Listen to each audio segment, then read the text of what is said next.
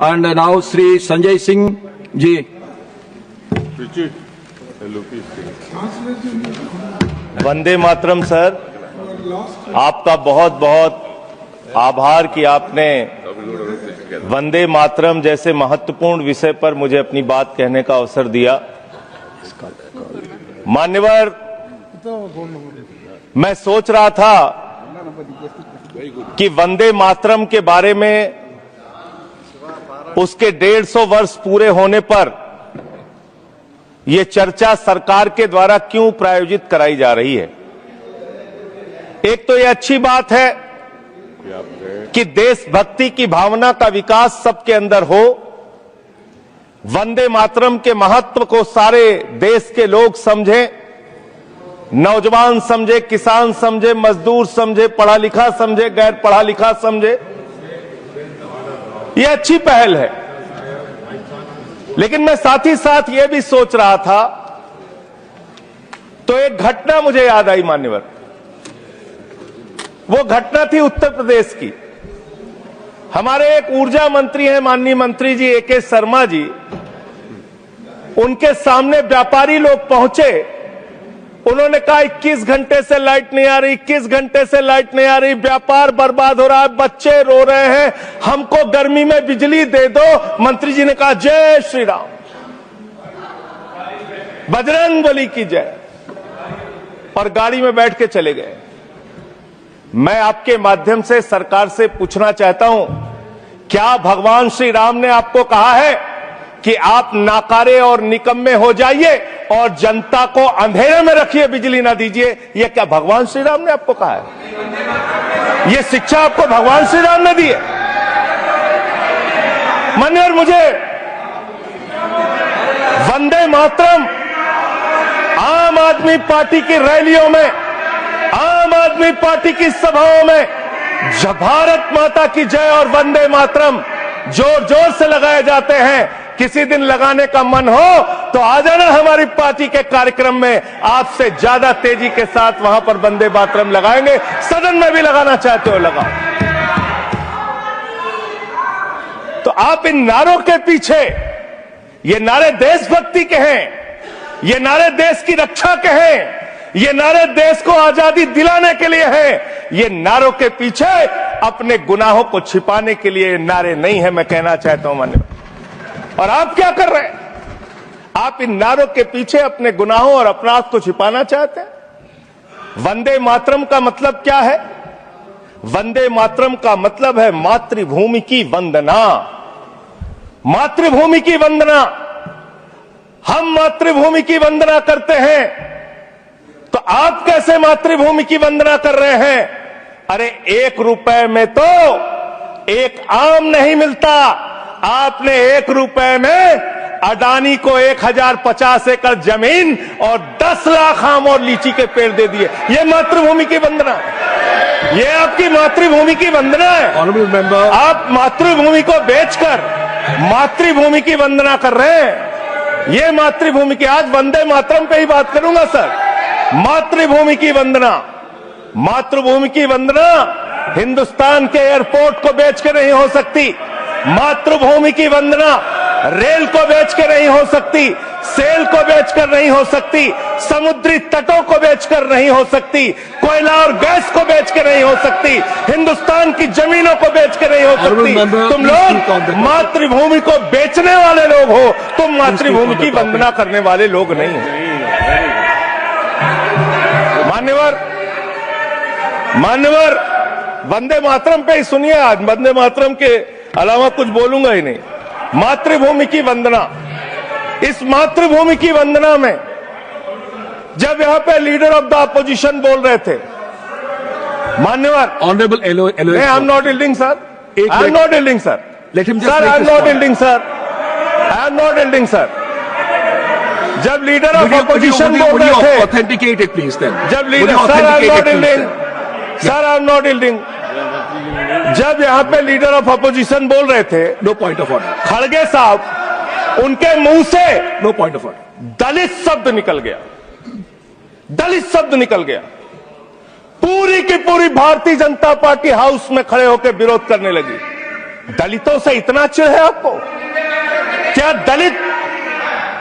दलित भारत माता के बच्चे नहीं? क्या पिछड़े भारत माता के बच्चे नहीं? क्या आदिवासी भारत माता के बच्चे नहीं? अगर दलितों, पिछड़ों, आदिवासियों की बात होगी तो आप विरोध I'll करोगे? have to give it to LOH. आप विरोध I'll have to करोगे? give it to LOH. You are not on the topic. LOH. Just need a minute. LOH. Sir दो बातें हैं। Please. LOH is on its legs. LOH is on its legs. Sir दो बातें हैं। एक तो हम चाहते हैं कि डिबेट, हेल्दी डिबेट हो, तर्कों के साथ हो। अभी इन्होंने आरोप लगा दिया कि दलितों पर बीजेपी वाले एकदम हल्ला करने लगे। ऑन रिकॉर्ड है, मैंने कहा है दलित के विषय में कि ये हमारे पूज्य हैं, हमारे भाई हैं, ये ऑन रिकॉर्ड है। इस तरीके के स्वीपिंग स्टेटमेंट्स न दें और इस हाउस के माध्यम से देश को गुमराह न करें, नंबर 1। नंबर 2, आपने कहा ये बेच दिया, ये बेच दिया, ये बेच दिया। आई से please authenticate on the floor of the house what ever you have charge. देखिए आज सर बहुत अच्छी बात गृह मंत्री जी भी कह के गए और लीडर ऑफ द हाउस भी कह रहे हैं कि जो कुछ भी मैं बोलूं उसको ऑथेंटिकेट करूं। और मैं आपसे अनुरोध कर रहा हूं सर कि अगर मैं ऑथेंटिकेट ना करूं तो मेरे खिलाफ कार्रवाई की जाए। एक एक चीज मैं ऑथेंटिकेट करूंगा। अगर मैं कोई बात कह रहा हूं तो उसको ऑथेंटिकेट करूंगा। दूसरी बात, शहीद खुदीराम बोस की बात हुई सर, कल उस सदन में चर्चा हुई। हिंदुस्तान के सबसे युवा क्रांतिकारी जिन्होंने फांसी के फंदे को चूमा, वंदे मातरम का नारा लगाया, शहीद खुदीराम बोस, शहीद रोशन सिंह, शहीद राजेंद्र लहड़ी, शहीद अशफाक उल्ला, शहीद राम प्रसाद बिस्मिल, शहीद प्रफुल्ल चाकी, हिंदुस्तान के तमाम क्रांतिकारियों ने जब फांसी के फंदे को चूमा, शहीद आजम भगत सिंह, शहीद सुखदेव, शहीद राजगुरु, सबने वंदे मातरम का नारा लगाया। सबने वंदे मातरम का नारा लगाया। और शहीद खुदीराम बोस को अब आप याद कर रहे होंगे, मैं पिछले 31 साल से 3 दिसंबर को शहीद खुदीराम बोस की जयंती का आयोजन करता हूं। मेरी संस्था का नाम शहीद चंद्रशेखर आजाद के नाम पे है। शहीद खुदीराम बोस हिंदुस्तान के वो क्रांतिकारी थे, जब उनको फांसी के फंदे पे चढ़ाया गया और उनका जब अंतिम संस्कार हुआ तो जो राख उनके अंतिम संस्कार से निकली मान्यवर, उसको बंगाल की माए तावीज बना के अपने बच्चों को पहनाती थी कि ऐसे ही बनना हिंदुस्तान के लिए क्रांतिकारी। यह इतिहास, यह हिंदुस्तान का इतिहास। लेकिन मैं आपके माध्यम से इस सरकार से पूछना चाहता हूं, आपके पुरखे इस वक्त क्या कर रहे थे जब शहीद आजम भगत सिंह वंदे मातरम लगा रहे थे, शहीद सुखदेव वंदे मातरम लगा रहे थे, शहीद राजगुरु वंदे मातरम का नारा लगा रहे थे, शहीद खुदीराम बोस वंदे मातरम का नारा लगा रहे थे। उस वक्त आप क्या कर रहे थे? क्या कर रहे थे आप? वंदे मातरम का नारा लगाकर लोग जेल गए, लाठियां पड़ी उनको। मैं आपके माध्यम से इस सरकार से पूछना चाहता हूं, आरएसएस के 4 लोगों का नाम बताओ जो वंदे मातरम नारा लगा के जेल गए, उनका नाम बताओ आप। 4 लोगों का नाम बताओ आप, अपने 4 पुरखों का नाम आप बताओ। आप नहीं बता सकते क्योंकि आजादी के आंदोलन में आपका कोई इतिहास नहीं, आजादी के आंदोलन में आपका कोई इतिहास नहीं, यही आपकी कुंठा है। तो इसलिए कभी आप कहते हो सरदार वल्लभ भाई पटेल आपके हैं। अरे भैया, सरदार वल्लभ भाई पटेल ने आरएसएस के ऊपर बैन लगाया था, यह रिकॉर्डेड हिस्ट्री है। और जब 18 महीने जेल में रखा गया आरएसएस के लोगों को राष्ट्रपिता महात्मा गांधी की हत्या के अपराध में, जब उनको छोड़ा गया, बैन हटाया गया, तो उसमें शर्त लगाई कि आप राष्ट्रीय ध्वज को मानेंगे, यानी कि आप तिरंगे झंडे को भी नहीं मानते थे। आपने 52 साल तक हिंदुस्तान का तिरंगा झंडा आरएसएस के मुख्यालय पे नहीं फहराया सर, नहीं फहराया। और 3 लोगों ने आरएसएस के मुख्यालय पर जब ये झंडा फहराया, उन तीनों के नाम मैं पढ़ रहा हूं, विजय, उन्मत, दिलीप, इन तीनों लोगों के खिलाफ आरएसएस ने एफआईआर दर्ज कराई। किस अपराध में? कि हमारे दफ्तर में तिरंगा क्यों फहरा दिया। और कितने साल तक मुकदमा लड़े? 13 साल तक मुकदमा लड़े। यह है आपकी असलियत।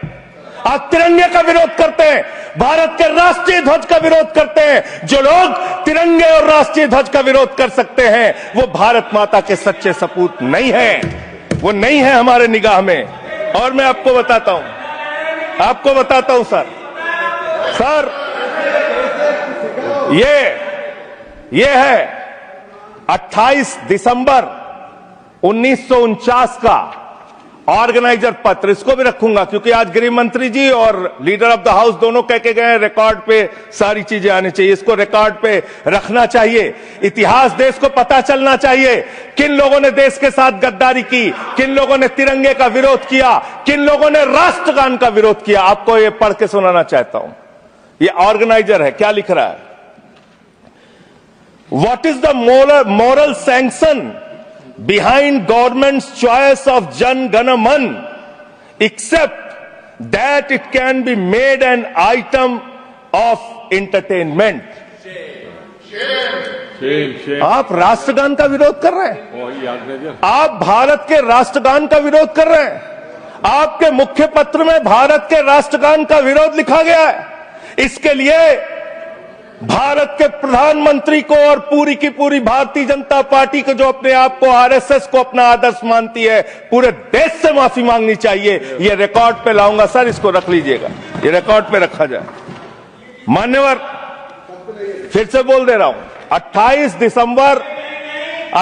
दिसंबर 1949 ऑर्गेनाइजर अखबार, जो आरएसएस का मुख्य पत्र है, और इस आरएसएस के मुख्य पत्र में फिर से लिख दे रहा हूं, फिर से पढ़ दे रहा हूं क्या लिखा हुआ है।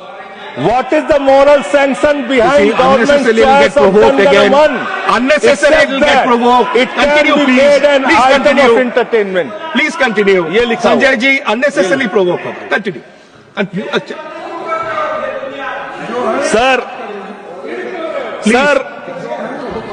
मैं आपसे ये कहना चाहता हूं कि आपने तिरंगे का विरोध किया, राष्ट्रगान का विरोध किया, वंदे मातरम आपने लगाया नहीं कभी। कोई आपका व्यक्ति देश की आजादी के आंदोलन में जेल नहीं गया कभी। आपने कोई देश के लिए, हमारे यहां अवधि में कहावत है, नाखून कटाए के शहीद ना बना भैया। तू तो नाखूनों नहीं कटाया भैया, बिना नाखून कटाए शहीद बना चाहता है, बिना नाखून कटाए शहीद। ऐसे काम नहीं चलेगा सर। जिन्ना का भी जिक्र कल दूसरे सदन में हुआ, प्रधानमंत्री जी ने जिक्र किया। जिन्ना के साथ आपके कितने गहरे और मधुर संबंध थे, क्या इस देश के लोगों को पता है? नहीं पता, मैं बताता हूं। श्यामा प्रसाद मुखर्जी जी फजलुल हक की गवर्नमेंट में फाइनेंस मिनिस्टर थे, और फाइनेंस मिनिस्टर रहते हुए उन्होंने अंग्रेज गवर्नर को चिट्ठी लिखी थी। Shyama Prasad followed this and told Governor Herbert the administration of the Bengal province should be carried on in such a manner that in spite of the best efforts of the Congress, this Quit India movement will fail. ये चिट्ठी लिखी है। आपने भारत छोड़ो आंदोलन के खिलाफ आपके नेता, जनसंघ के पहले राष्ट्रीय अध्यक्ष और तत्कालीन गवर्नमेंट में जो वित्त मंत्री थे, उन्होंने चिट्ठी लिखी अंग्रेज गवर्नर को और कहा कि भारत छोड़ो आंदोलन, जो हिंदुस्तान के क्रांतिकारियों का आंदोलन था, जो देश की आजादी का आंदोलन था, वो आंदोलन कुचल देना चाहिए, खत्म कर देना चाहिए। ये है रिकॉर्डेड हिस्ट्री आपकी। ये आपको, आपके बारे में पूरे देश को पता रहना चाहिए। अब जिन्ना, हाँ, इसको भी सभा के पटल पर रखूंगा। जिन्ना और आपके रिश्ते क्या थे? कितने मधुर रिश्ते थे। एक राज्य में सरकार नहीं बनाई मान्यवर इन्होंने, नॉर्थ वेस्ट फ्रंटियर, सिंध प्रांत और फजलुल हक की गवर्नमेंट। फजलुल हक वो शख्स है जो पाकिस्तान बनने के बाद वहां की सरकार का गृह मंत्री बना।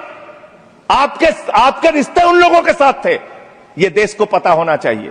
इसलिए आप किसी को भी देशभक्ति का प्रमाण पत्र बांटने का काम मत कीजिए। आप वंदे मातरम लगाने का काम कर रहे हैं और देश की सुरक्षा के साथ खिलवाड़ कर रहे हैं। आप भारत की सेना को 4 साल के अग्निवीर पे लेके आ गए, जो हिंदुस्तान की सीमा की सुरक्षा करने वाले हैं, जो वंदे मातरम का नारा लगाते हैं हमारे जवान, हमारे सैनिक, जो -50 डिग्री टेम्परेचर में सियाचिन में और +50 डिग्री टेम्परेचर में जैसलमेर में भारत की सीमाओं की रक्षा करते हैं, इस मातृभूमि की रक्षा करते हैं। उनके पीठ में छुरा मारने का काम आपने किया, उनकी नौकरी 4 साल की कर दी अग्निवीर की। आपको मातृभूमि से प्यार है, आप देशभक्ति की बात करेंगे, आप देशभक्ति की बात कर रहे हैं। अरे मैंने साइकिल चोर सुना था, लॉकेट चोर सुना था, स्कूटर चोर सुना था, मैंने सुना था तमाम तरह के चोर होते हैं। आप लोग तो वोट चोर निकल गए हिंदुस्तान के अंदर। वोट चोर, 3 करोड़ वोट उत्तर प्रदेश में 3 करोड़ वोट की चोरी करने जा रहे हैं। कल की मीटिंग में पता चला 17.5% वोट उत्तर प्रदेश में काटे जाएंगे। आप ये कर रहे हैं, ऐसे लोकतंत्र को मजबूत करेंगे? ऐसे आप मातृभूमि की सेवा करेंगे? ऐसे आप मातृभूमि की वंदना करेंगे?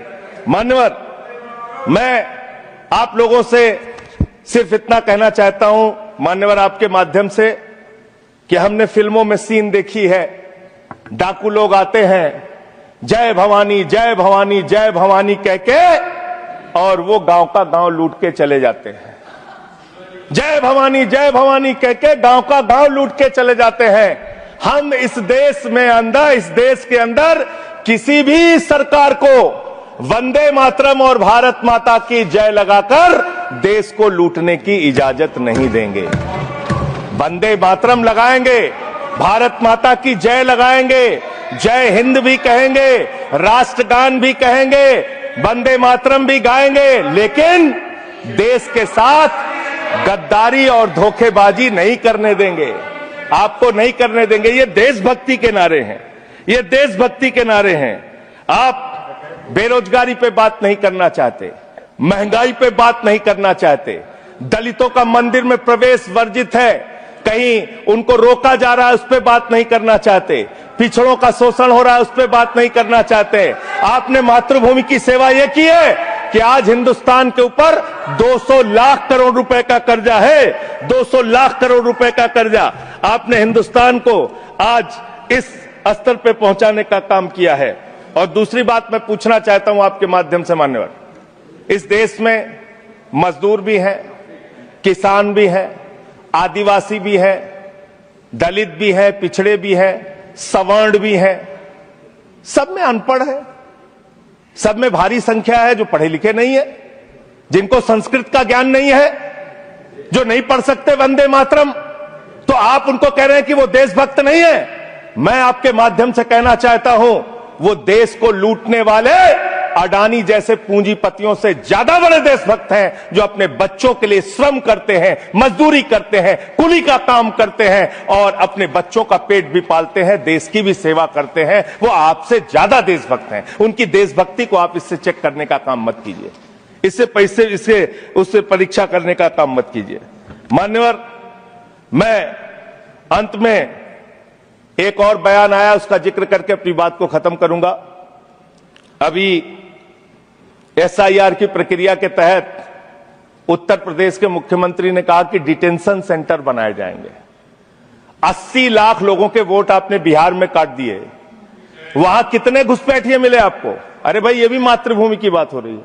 आप लोग चाहते हैं बांग्लादेशी यहां पे आ जाएं, मातृभूमि को सुरक्षा को खतरा हो जाए? आपको तो चिंता वही है ना, वही तो बात कर रहा हूं। कितने बांग्लादेशी घुसपैठिया मिले?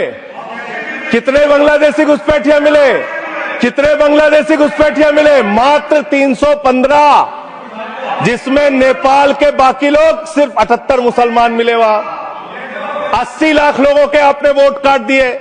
अब आप कह रहे हैं उनको डिटेंशन सेंटर में रखेंगे, उनको डिटेंशन सेंटर में आप रखेंगे जो हिंदू हैं, जिनके जो पूर्व आईएएस हैं।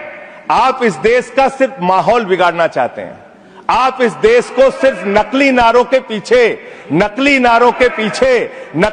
के पीछे सिर्फ आप अपने आप को छिपाना चाहते हैं। वंदे मातरम देशभक्ति का नारा है, भारत माता की जय देशभक्ति का। हां, दिल्ली में तो काटोगे ही आप, ठीक ही कह रहे हो, पहले से ही नियत बता दिया। दिल्ली की हालत तो कर दी आपने। अरे इसमें क्या लिखा हुआ है? इसमें क्या लिखा हुआ है? सुजलाम सुफलाम, सुजलाम सुफलाम, शुद्ध जल शुद्ध फल और मधुर वाणी। मधुर वाणी, मधुर वाणी कौन बोल रहा है? देश के प्रधानमंत्री मधुर वाणी बोल रहे हैं। मुजरा जैसे शब्दों, अरे भाई, इसी वंदे मातरम की सेकंड्स रह गए सर, वंदे मातरम की तो बात कर रहा हूं। हमारे पास और टाइम है सर, टाइम है सर। सर, मधुर वाणी, मधुर वाणी, मधुर वाणी। सर, जहरीली हवा और जहरीला पानी दिल्ली में दे रहे हैं। हमारे पूर्वांचल के भाइयों के ऊपर बुलडोजर चला रहे हैं। और मेरे टाइम में से काट लीजिएगा, पार्टी टाइम में से काट लीजिएगा, प्लीज, पार्टी टाइम में से काट लीजिएगा।